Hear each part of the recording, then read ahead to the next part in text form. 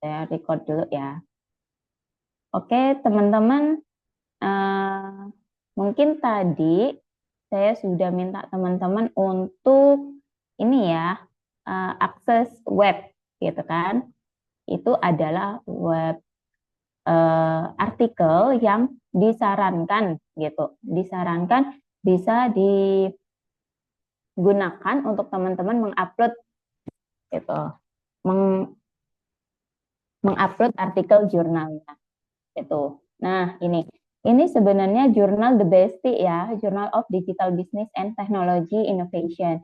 Ini punyanya NF, gitu teman-teman. Jadi jurnal ketiga setelah JTT, JIT, kemudian NF membuat The Bestie ya, gitu.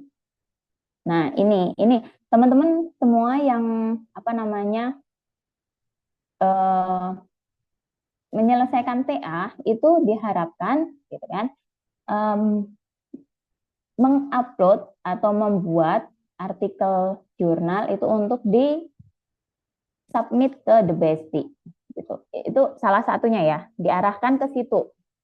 Tapi ini bukan kewajiban. Kewajibannya adalah mensubmit proposal. Mensubmit artikel ya, artikel jurnal. Tapi diarahkannya ke The Bestie. Bu, kalau misalnya ke luar The Bestie gimana? Boleh, boleh banget ya. Nah, itu sebenarnya akan diinformasikan oleh dosen pembimbing masing-masing. Biasanya dosen pembimbing itu ketika misalnya melihat kesempatan gitu ya, oh TA-nya mahasiswa A ini bagus gitu kan, sayang banget kalau mungkin di submitnya di The Bestie gitu ya, takutnya malah lama prosesnya untuk publish gitu. Nah, teman-teman nanti mungkin diminta oleh dosen pembimbing, tolong submitnya ke jurnal di luar NF, misalnya gitu. Boleh ya. Jadi silakan aja mau ke apa namanya jurnal yang Sinta berapa, Sinta 1, Sinta 2, atau Sinta 3 dan lain-lain. Begitu. Sinta itu apa gitu kan? Sinta itu adalah kelas gitu ya, semacam kelas atau tingkatan akreditasi jurnal. Kalau Sinta 1 pasti sudah bagusnya, sudah pasti bagusnya. Sinta 1, 2, 3 itu sudah pasti bagus dan dia biasanya berbahasa Inggris gitu. Kalau Sinta 4, 5, 6 ya apa namanya biasa aja ya. Kemudian untuk proses kita mensubmit sampai dipublish, biasanya kalau Sinta 1, 2, 3 itu sangat susah ya. Reviewernya itu galak banget kalau saya bilang gitu. Kalau yang 4, 5, 6 agak slow lah ya, begitu. Nah, tapi teman-teman karena disarankannya di The Bestie dan itu kan hanya apa namanya untuk syarat ujian ya, syarat ujian akhir ya berupa draft. Jadi teman-teman nanti mungkin bikin draftnya dulu. Kalau misalnya dosen pembimbing itu aja di-upload ke The Bestie gitu ya. Silakan di-upload ya. Tapi teman-teman udah tahu ya tempatnya di mana, alamat websitenya, kemudian template-nya nanti bisa mengunduh di sini ya. Gini, ini. Nah, ini. Ini sudah pada lihat belum?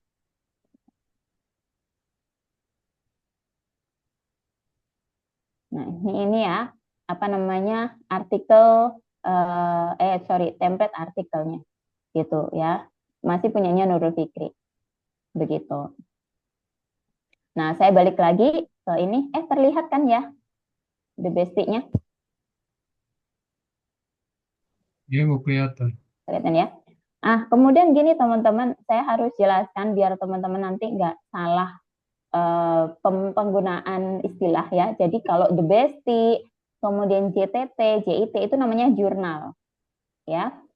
Kalau artikel jurnal itu biasanya bagian dari artikel-artikel bagian dari satu jurnal. Nah, biasanya gini, teman-teman, satu kali tampil apa namanya terbitan itu kan volume 1 nomor 2 gitu ya. Tahun 2024 itu bulan November 2024 gitu. Nah, ini nanti kita cek di arsipnya. Nah, ini arsipnya ya. Jadi kalau jurnal The Besti ini 1 tahunnya terbit 2 kali gitu. Ada volume 1 dan volume 2 ini harusnya. Ya, Mei sama November itu volume 2.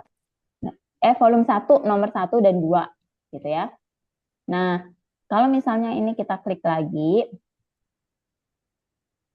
Nah, di sini tuh ada artikel-artikelnya. Ya, ini artikel-artikel yang sudah dipublish. Misalnya ini analisis dan perancangan, ini kan punya Pak Rojul, tuh bagus, bla bla bla gitu ya. Kemudian implementasi sistem informasi, gitu kan. Ini Nur Fauzia Rafa dan Rusmanto, misalnya gitu. Nah, ini teman-teman sebenarnya apa namanya? Yang dinamakan artikelnya, ya. Jadi artikel jurnal itu ini, gitu. Jadi kalau misalnya teman-teman bilang, saya referensinya itu Bu ambil di jurnal gitu ya. Ambil di jurnal berarti hitungannya adalah tempatnya, the best-nya. Tapi kalau kalian bilang, iya Bu, saya kan referensinya ambil di artikel atau paper, ya paper penelitian, ya paper penelitian. Tapi orang-orang kalau di lingkungan akademik biasanya bilangnya paper ya, paper judulnya ini gitu, ya. Jadi kalau misalnya membuat draft artikel jurnal, berarti ya buat artikelnya ini, ya. Jadi jangan salah salah penggunaan istilah. Kalau kalian bilang, Bu, saya bikin jurnal lah. Bikin jurnal berarti ya bikin the best-nya dong gitu ya. Jadi rumahnya artikel gitu ya. Ya, oke. Nah, ini ya. Jadi dari apa namanya? Nama penulisnya nggak asing ya. Nah, gini. Oke. Cukup bisa dipahami ya, teman-teman? Ada pertanyaan sebelumnya?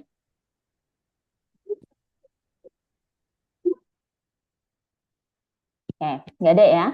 Nah, mungkin saya jelaskan bahwa ini adalah misalnya nih, analisis dan perancangan sistem informasi penyaluran dana zakat berbasis web ya, menggunakan ini. Saya coba deh buka.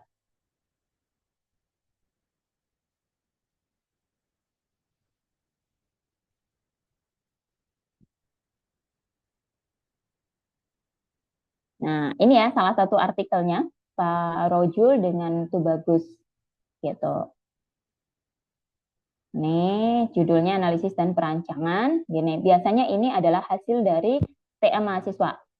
Seringnya ya, seringnya karena kan memang teman-teman dari TA itu diambil satu variabel atau satu topik gitu ya, satu pendekatan yang kemudian nanti bisa ditulis ulang atau apa namanya ditulis ulang disajikan dalam bentuk artikel penelitian gitu ya. Jadi cek di sini apakah TA Tubagus ini judulnya sama ya. Tapi biasanya sih enggak, beda ya, beda sedikit lah begitu. Tapi intinya sama. Nah, ini kalau di artikel jurnal itu halamannya terbatas ya, teman-teman. Begitu. Nah, kalau di sini ada 8 halaman. Nah, ya, 8 halaman ya, padahal di TA itu berpuluh-puluh halaman misalnya gitu.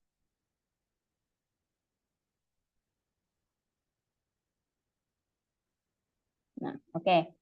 Bisa berhalaman-halaman ya, tapi kalau misalnya nanti apa namanya teman-teman menyusun itu cukup sedikit aja. Karena apa namanya? Karena kita itu pembahasannya hanya sedikit ya halamannya. Jadi kalau bisa analisis di artikel yang akan ditulis nanti itu jangan sebesar apa yang kalian tulis di TA. Begitu teman-teman. Ya, jadi misalnya kalian bilang analisis dan perancangan sistem informasi penyaluran dana zakat berbasis web ya menggunakan framework Laravel. Tuh. Kalian bilang apa namanya pada web tersebut hanya membahas fitur-fitur apa gitu. Atau misalnya judulnya perancangan sistem informasi penyaluran dana zakat berbasis web pada menu apa-apa-apa gitu. Ya, jadi ambil sebagian kecil aja dari TA kalian ya. Jadi jangan semuanya. Gitu. Oke? Sampai sini cukup cukup jelas ya, teman-teman? Ada pertanyaan? Oke, ada pertanyaan ya dari Afrizal. Bu, saya sedang revisi hasil ujian proposal dan ada catatan ditambahkan minimal 2 penelitian dosen STTNF. Itu penelitian dosen STTNF ada di mana ya? Salah satunya ada di The Bestie, ya. The Bestie ada, JTT ada, JIT ada, gitu. Tapi kalau misalnya kalian cari yang lain, ya mungkin ya di artikel jurnal yang lain bisa, begitu. Jadi ketik aja di Google, gimana ya? Hmm, Kalau Afrizal apa penelitiannya tentang apa? Sistem informasi masjid, Bu. Sistem informasi masjid. Terus bahas apa lagi? Pakai framework Laravel. Pakai framework Laravel. Bisa sih kalau ini karena frameworknya sama ya, gitu.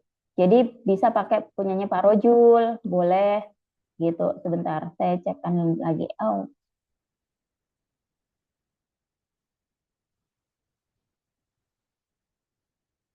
nah jadi kamu bisa cari apa namanya tulisan-tulisan yang tentang perancangan sistem informasi menggunakan framework yang sama bisa ya, Sapa Afrizal gitu.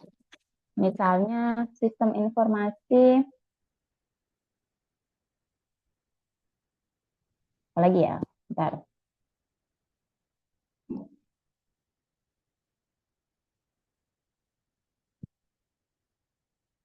Hmm.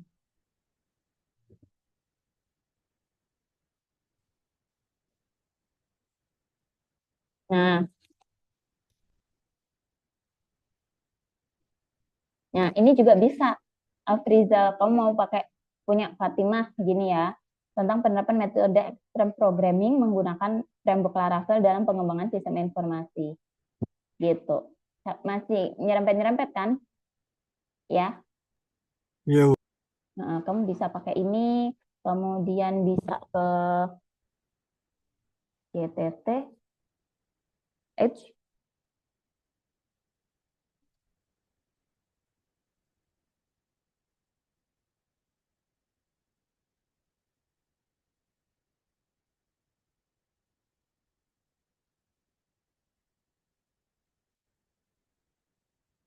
karena di GTT ya, ini teman-teman di GTT ini pengumuman terbitan arsip di arsip ya. Kelihatan nggak GTT-nya? Kelihatan, Bu. Kelihatan ya. Nah ini kamu cari cari ya. Tapi di GTT ini eh, lebih itu karena dia Sinta 4, jadi reviewnya lebih apa namanya track gitu kan. Nah, kamu bisa cari di sini. Itu punya apa eh, dosen. Oh, di sini nggak ada, nggak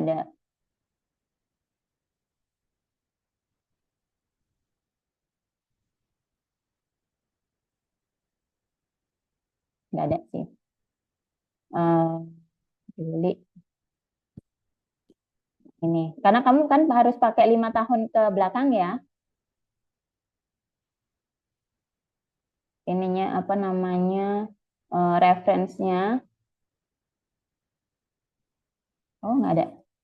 CTT soalnya banyak banyak ngehimpun dari luar juga sekarang gitu.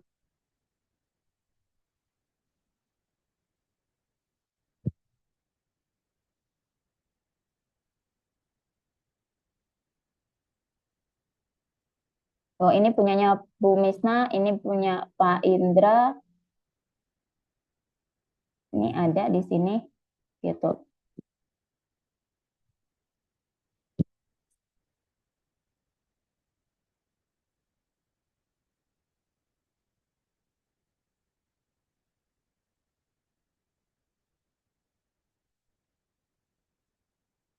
Ini ada Pak Rojul, hmm, Pak Indra sih, Pak Indranya di sini ada benar. Cuma Pak Indra bukan home base ya, bukan dosen itu ya. Kalau nggak gitu, kamu itu bisa apa namanya search di Google Scholar jatuhnya gitu. Cari aja namanya siapa gitu kan. Nah biasanya tulisan-tulisan itu beliaunya ada gitu. Ya, Baik, cukup Bu. Terima jelas kasih, Bu. nggak? Oh oke. Jadi ada pertanyaan ya, untuk nomor PISSN itu udah default atau gimana? Iya, ini sebenarnya nomor PISSN itu kalau kita di jurnal itu namanya ISSN ya nomornya gitu. PISSN itu artinya jurnalnya yang dalam bentuk print atau cetak gitu. Jadi kalau jurnal itu nomor ISSN, kalau buku itu ISBN gitu. Ini nomornya dari Perpustakaan Nasional atau dari itu ya, LIPI saya kurang paham sih. Kalau ISBN kan dari Perpustakaan Nasional ya, saya dapatnya. Tuh, tapi ini nomor jurnal gitu. Kalau PISSN berarti dia print ya. Nomor apa namanya ISSN dalam bentuk print. Kalau ISSN atau ISSN online ya ini ya beda ya. Nah, berarti itu yang versi webnya gitu. Oke, ada pertanyaan lagi sampai sini, teman-teman?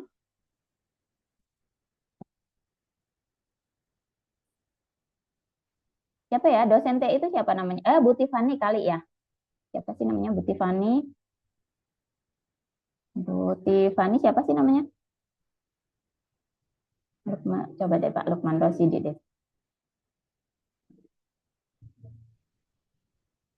Nah, kadang gini, teman-teman bisa cek di Google Scholar, terus ketikkan aja namanya.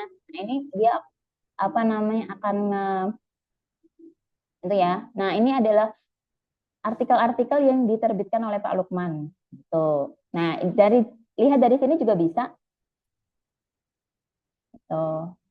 Misalnya saya cari desain blockchain, dia tahun 2019 misalnya gitu ya. Nah, udah kalau kalian mau pakai ini ya silahkan gitu. Nah, ya nanti blockchainnya itu nggak ya? Oh, view artikel, oh bisa nggak ya? Terlihat ya IEEE Explore-nya. Nah, ini teman-teman, kalau kalian mau cek di PDF-nya, ini harus purchase, harus beli ternyata ya. Jadi nggak bisa, harus itu.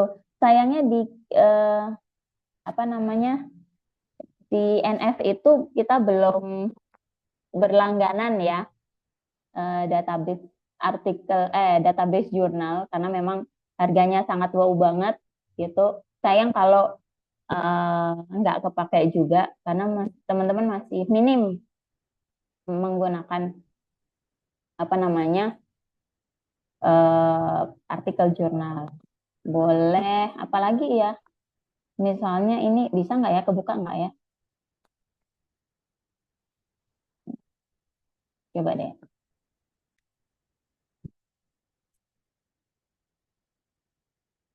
Oh, open access. Nah, ini bisa.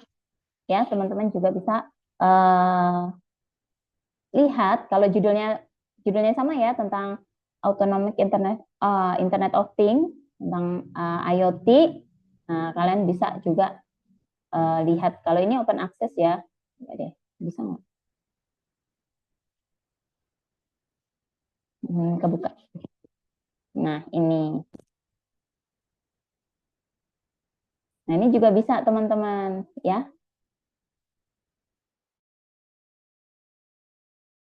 Oke, ada pertanyaan lagi sampai sini. Cukup ya, teman-teman? Cukup jelas ya? Nah, itu. Jadi nanti kalau misalnya teman-teman mau cari artikel-artikel dosen, boleh langsung ke Google Scholar, ketikkan aja namanya gitu ya. Kalau bentar,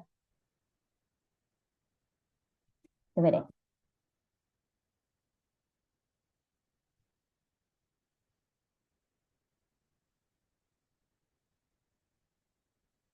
Oh ini, kalau saya udah bikin sih, tapi saya nggak terlalu banyak itu ya, apa namanya, belum banyak publikasi begitu. Dan ini lebih tema-tema ke perpustakaan, kemudian penggunaan sosial media, apa namanya, media sosial. Nah itu. Tapi kalau misalnya di rubrik itu aturannya ini ya teman-teman, apa namanya, nggak nggak dispesifikan ya, harus mahasiswa TI harus mensitasi tulisan dosen TI, enggak ya, bebas ya, yang penting dosen F gitu ya.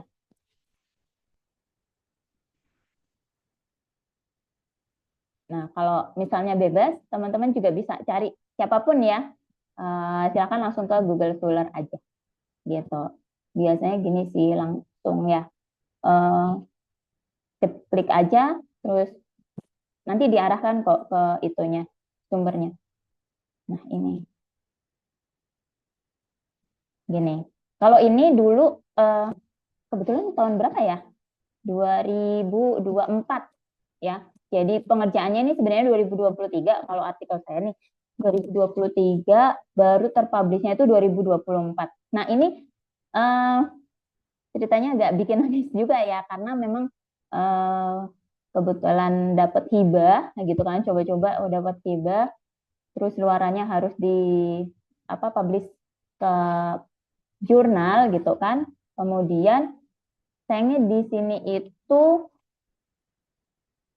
plagiarismenya hanya 20%. Kalau misalnya kita cek artikel jurnal, terus kita, waktu itu saya dapat berapa ya? Awal itu 35 kan. 35% itu langsung ditolak. Jadi ini tuh percobaan keempat saya. Submit keempat artikel jurnal baru apa namanya, diterima gitu. Nah, itu suka dukanya bikin bikin apa namanya, artikel jurnal ya. Jadi yang merasakan susahnya itu nggak cuma mahasiswa, dosen juga gitu. Karena juga dituntut ya kita menghasilkan publikasi gitu teman-teman. Makanya kenapa saya agak strength, karena saya pernah ngalamin ditolak bolak-balik artikel jurnal gitu kan. Ya waktu submit. Jadi jangan sampai teman-teman juga apa ya, mengalami hal yang sama gitu kan. Kalau bisa dikerjakan dengan maksimal. Begitu. Nah, oke. Cukup ya teman-teman di sini. Ini ada beberapa tempat untuk bisa lihat publikasi dari dosen NF. So, kita balik ke The Bestie ya. Ini saya harus stop share dulu karena saya sudah menyiapkan The Bestie-nya ya, sudah pas template-nya.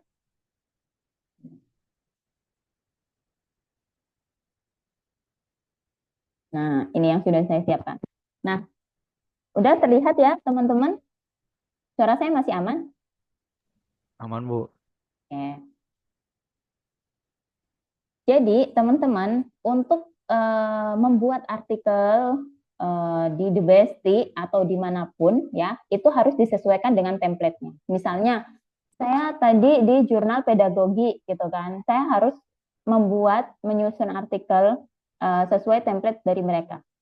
Dan antara satu jurnal dengan jurnal lain itu template-nya berbeda-beda sesuai dengan kebijakan mereka gitu ya, si editornya begitu. Nah, karena kita itu disarankan untuk submit-nya ke The Bestie, jadi di apa namanya, di sini saya menjelaskan The Bestie aja.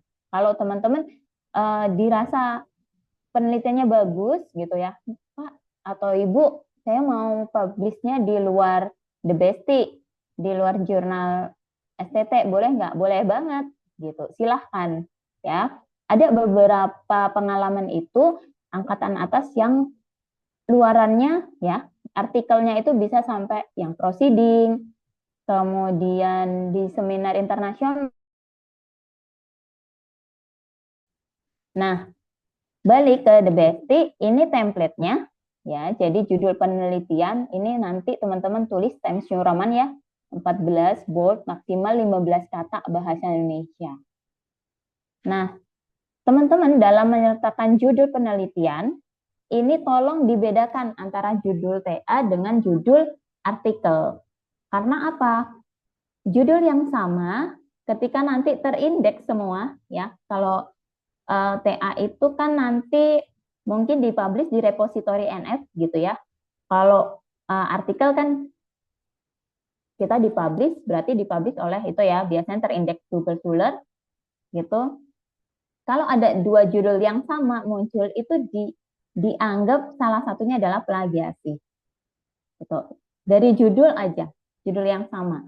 Nah, pengalaman waktu saya masih ikut akreditasi gitu kan di NF, bahwa asesor itu bilang judulnya kalau bisa dibedakan antara judul artikel dengan judul TA, sehingga itu dianggap dua luaran ya, luaran penelitian berupa TA, laporan TA, kemudian juga berupa artikel. Kalau sama dianggap satu gitu. Oke, sampai sini jelas teman-teman dari judul? Jelas, Bu. Jelas ya. Jadi tolong dibedakan. Bu, saya nggak tahu nih judulnya harus dibikin apa gitu kan. Misalnya analisis sistem informasi gitu, perancangan sistem informasi gitu ya. Ya udah bilang aja perancangan atau desain perancangan sistem informasi. Nah, tambahkan sisipkan satu kata yang itu bisa bikin beda, atau sistem informasinya taruh di belakang. Jadi buat kalimat itu sedemikian rupa sehingga itu menghasilkan dua judul yang berbeda. Sepertinya berbeda ya, padahal sebenarnya kalau kita baca isi kontennya ya sama gitu. Nah, kemudian secara konten ya, kalau kita bikin TA itu kan paling berpuluh-puluh halaman ya, bisa sampai di angka ratusan. Nah, kalau di artikel enggak, biasanya itu 10 sampai 12 itu sudah maksimal gitu. Nah, jadi teman-teman usahakan untuk menganalisisnya itu hanya sebagian aja. Jadi nggak usah TA itu, Bu, TA membahas perancangan website nih, berarti semua fitur saya masukkan ya. Kalau di artikel nggak usah, ya, hanya beberapa aja yang penting, ya, fitur-fitur yang penting aja yang kalian masukkan. Gitu. Cukup jelas? Cukup ya? Nah, kemudian nanti kalau udah judul, kemudian penulis gitu ya. Nah, ini penulisnya ada berapa? Penulis 1, penulis 2, penulis 3. Perlu saya ingatkan di sini, teman-teman, penyertaan nama penulis ini agak kadang ya, agak tidak sehati dengan teman-teman ya, teman-teman dan dosen pembimbing. Kadang dosen pembimbingnya bilang taruh nama saya di urutan pertama gitu. Sedangkan mungkin ya teman-teman, nah dosen pembimbingnya kan kan ini penelitian ide saya begitu, ide saya. Terus saya yang sangat effort banget mengerjakan ini gitu. Kalau menurut saya ya penulis pertama itu tetap nama teman-teman gitu. Kecuali teman-teman dapat idenya ya itu dari dosen pembimbing begitu. Terus kalau misalnya penulis ketiga harus dosen penguji gitu. Nah, kalau saya sendiri nggak mewajibkan itu ya. Jadi penyusunan artikel itu hak prerogatifnya itu ke pemilik ide gitu. Jadi misalnya teman-teman ide sendiri, saya nggak apa namanya, saya kurang srek nih kalau menyertakan nama dosen penguji, ya udah nggak usah. Itu menurut saya ya.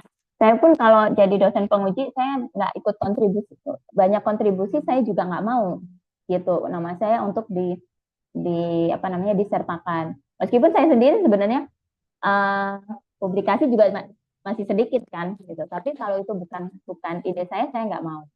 Terus saya juga kalau bukan ide saya nggak mau ditaruh di penulis pertama gitu. Saya lebih menghargai usahanya teman-teman mahasiswa, ya. Nah, untuk biasanya gitu teman-teman. Jadi antara apa namanya penulis pertama, kedua atau ketiga itu menurut saya itu hak prerogatifnya di pemilik idenya. Tuh, tapi kalau misalnya teman-teman disarankan, misalnya nih dosen minta saya boleh nggak izin gitu ya ditaruh di penulis pertama, ya silahkan aja gitu, silahkan didiskusikan kembali ya, gitu mau penulis pertamanya itu siapa gitu ya. Ini mungkin teman-teman sekarang belum menemuin ya, tapi nanti kalau sudah menyusun itu pasti ada. Oke, dan ini untuk pernyataan penulis ini ya spasi 1. Terus ini apa namanya prodinya ya, kemudian universitasnya.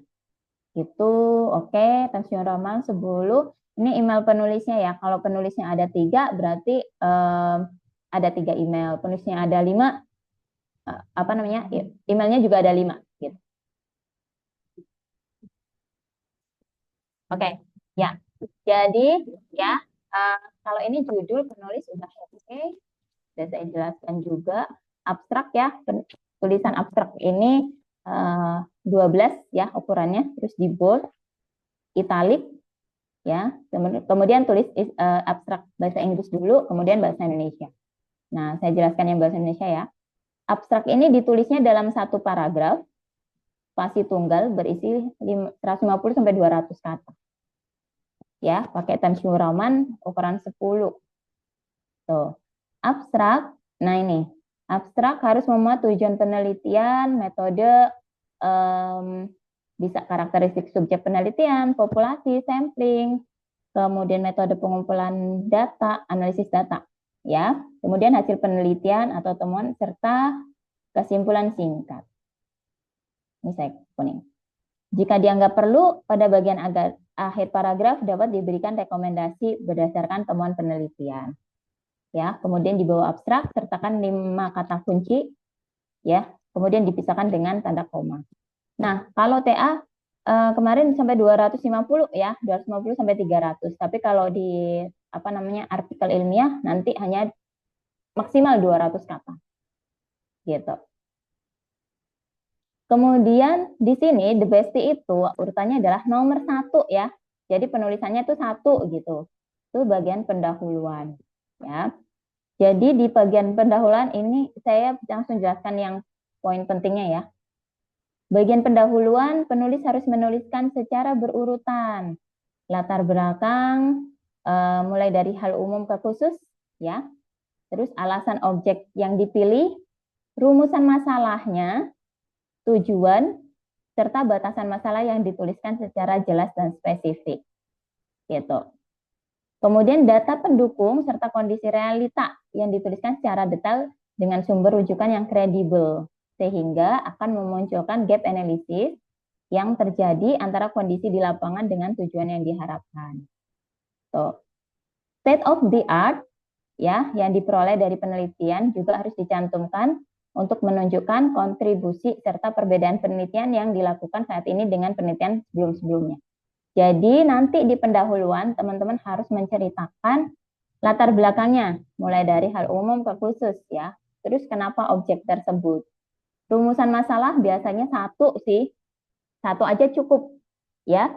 1 aja rumusan masalahnya, kemudian batasan masalahnya apa. Terus state of the art ya, itu cantumkan aja penelitian terdahulu yang kira-kira sama, bisa dari penelitian terkait. Atau teman-teman di latar belakang itu kan juga ada ya penelitian terdahulu gitu kan. Nah, itu cantumkan aja 1 gitu ya di bagian pendahuluan. Karena memang artikel itu cukup singkat dan jelas ya. Jadi nggak semua dimasukkan. Nah, kemudian teman-teman, kalau misalnya menyusun artikel itu nggak boleh kopas ya. Jadi tetap diparafrase meskipun itu tulisan teman-teman sendiri. Karena apa? Dikhawatirkan nanti waktu uji plagiarisme itu kedetek. Gitu. jadi saya bikin kalimat lagi, Bu. Iya, bikin lagi, nyusun lagi gitu. Ya. Oke, cukup jelas di sini?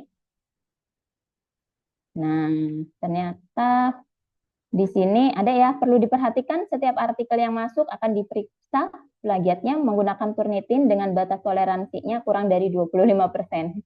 Gitu, teman-teman. Nah, kalau artikel agak streng ya memang. Di sini 25%, saya dulu 20%. Gitu. Jadi jangan sampai 25%.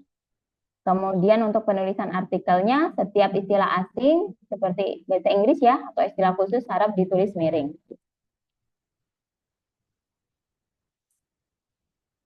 Oke. Pendahuluan sudah cukup jelas, teman-teman?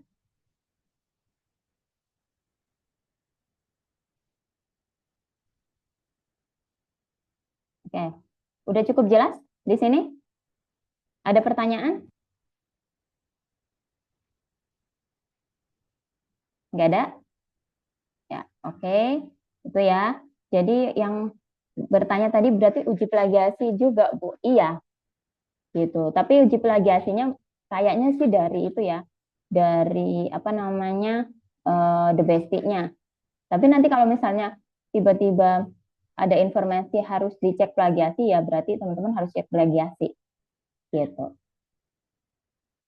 Nah, kemudian yang kedua metode penelitian, gitu ya. Yang satu tadi pendahuluan, yang kedua metode penelitian. Metode penelitian ini 2.1, metode pengumpulan data, instrumen penelitian, dan metode pengujian. Gitu. Metode pengumpulan datanya apa? Misalnya kalian tulis aja jenis penelitiannya, kemudian metode pengumpulan datanya menggunakan kuanti atau kuali, apa namanya, cara pengumpulan datanya pakai apa saja, observasi, wawancara, atau kuesioner ya, itu tuliskan di sini. Tuh. Nah, di bagian ini juga bisa menjelaskan tentang subjek dan karakteristik subjek serta data demografi. Jadi langsung hasilnya ya, kira-kira apa namanya, teman-teman melihat data demografinya itu seperti apa. Gitu. Subjeknya siapa, pemilihan respondennya itu siapa. Ya. Jadi di bab 2 metode penelitian 2.1 metode pengumpulan data 2.2 tahapan penelitian. Gitu. Tahapan penelitiannya seperti apa ya? Kalau misalnya teman-teman saya kopas aja ya Bu di sama kayak bab 3 ya, tapi disesuaikan ya. Kan di bab 3 itu ada outputnya, tapi kan kalian membahas itu mungkin fitur-fitur atau menu-menu yang kalian analisis mungkin berbeda ya, jadi perlu disesuaikan begitu. Metode penelitian, tahapan penelitian. Nah, oke. Langsung yang ketiga, hasil dan pembahasan. Ya. Jadi kalau ini susunan subjeknya beda ya. Kalau di TA itu kan bab 1 pendahuluan, bab 2 tinjauan literatur, bab 3 itu ya, yang lain. Kalau di sini enggak. Yang bab 2 tadi apa? Metode penelitian, bab 3 langsung hasil dan pembahasan. Gitu. Nah, di sini hasil dan pembahasan menjelaskan data hasil penelitian ya, yang memiliki hubungan logis dan memiliki fokus pada kesimpulan. Jadi langsung aja kalian rumusan masalahnya misalnya 1 ya. Jadi nanti hasil dan pembahasannya ya cukup untuk menjawab rumusan masalah itu. Gitu. Misalnya saya mau membuat menu apa namanya pendaftaran gitu ya. Ya udah, kamu bikin use case-nya atau activity diagramnya ya hanya di satu menu itu aja. Gitu. Ya, kemudian tabel dan gambar harus disajikan secara jelas, terbaca dan benar. Gitu. Terus udah. Nah, tabel dan gambar ini diletakkan di dalam kelompok teks ya. Gitu. Jadi kalian bahas apa, kemudian disisipin tabel dan gambarnya di tengah-tengah itu, kemudian penulisan nomor tabel seperti ini. Tabel 1, tabel software dan hardware ya. Ini yang di italik hanya yang istilah asing ya. Kemudian bentuk tabelnya disesuaikan seperti ini. Gitu. Nah, kemudian ini gambarnya juga gambar 1. Jadi bukan 1.1, 1.2, enggak ya. Jadi tabelnya tabel 1, tabel 2, tabel 3, gambar 1, gambar 2, gambar 3. Gitu. Kemudian ini terakhir bab kesimpulan. Kesimpulan bagian untuk menjawab tujuan penelitian ya. Gitu. Jadi langsung aja kesimpulannya apa? Kalau menurut saya sih rumusan masalahnya cukup satu aja gitu kan. Untuk mempersingkat bahasan juga ya, mempersingkat hasil dan pembahasan. Jadi nanti kesimpulan biasanya cuma satu paragraf tapi sedikit banget begitu. Kemudian ucapan terima kasih kalau ada silakan, kalau nggak ada diabaikan. Kemudian daftar pustaka ya. Daftar pustaka harus berisi pustaka acuan yang berisi dari sumber primer, ada jurnal ilmiah ya, minimal 80%. Nah, kemudian dari keseluruhan daftar pustaka diterbitkan 10 tahun terakhir teman-teman di sini. Ya. Kemudian jumlah referensinya yang disitasi minimal 10 sumber pustaka. Ya, berarti daftar pustakanya minimal ada 10. Ya. Menggunakan Zotero atau Mendeley. Gitu. Nah, oke. Oke, dari sini ada pertanyaan, silakan.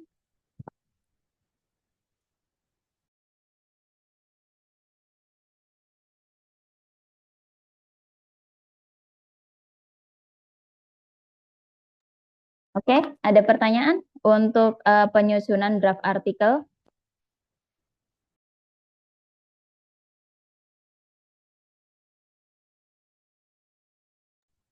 Belum ada bayangan mau nyusun apa?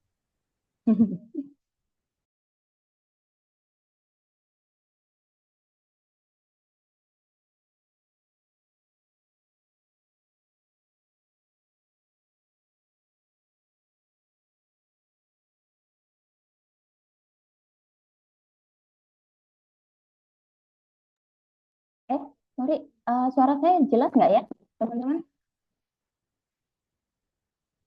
Jelas, Jelas, Bu. Bu. Jelas ya, penjelasan saya sudah cukup masuk ya ke teman-teman ya. Nah, oke. Kalau nggak ada pertanyaan mungkin itu saja ya, karena pembahasan kita itu penyusunan draft artikel aja. Jadi teman-teman nanti yang mau ujian TA, sidang akhir, sidang akhir, bisa langsung nyicil pembuatan draft artikel. Misalnya pertanyaan, Bu, saya kan itu apa namanya proposalnya masih hasilnya kan masih dicek gitu ya, dinilai gitu. Ya nggak apa-apa. Paling nggak kalian sudah buat draft artikelnya dulu, nanti didiskusikan dengan dosen pembimbing gitu. Kalau misalnya nanti udah paling nggak ada persetujuan ya, kalian mau membahas atau mengambil topik yang mana atau fitur apa yang akan diangkat di artikel jurnal gitu. Jadi ada gambaran. Karena 10 hari lagi ya. Belum lagi kalau misalnya kalian nanti ada 10 hari kalian harus bagi penyiapan presentasi ya, kemudian juga draft artikelnya.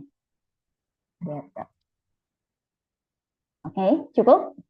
Nggak ada pertanyaan? Kalau nggak ada, teman-teman bisa itu ya, isi presensinya, nama dan NIM. Oke. Oke. Untuk halaman sebenarnya ini ya, kalau di artikel itu lebih sedikit, paling 10 doang sih. Gitu. Karena pengalaman saya di jurnal pedagogi itu hanya 10 sampai 12 gitu. 10 itu udah daftar pustakanya gitu. Apalagi jurnal-jurnal yang sudah terindeks Scopus hanya 8, 7 gitu. Kalau lebih malah nanti kita kena biaya tambahan gitu. Ya. Jadi oke, sudah mulai presensi ya.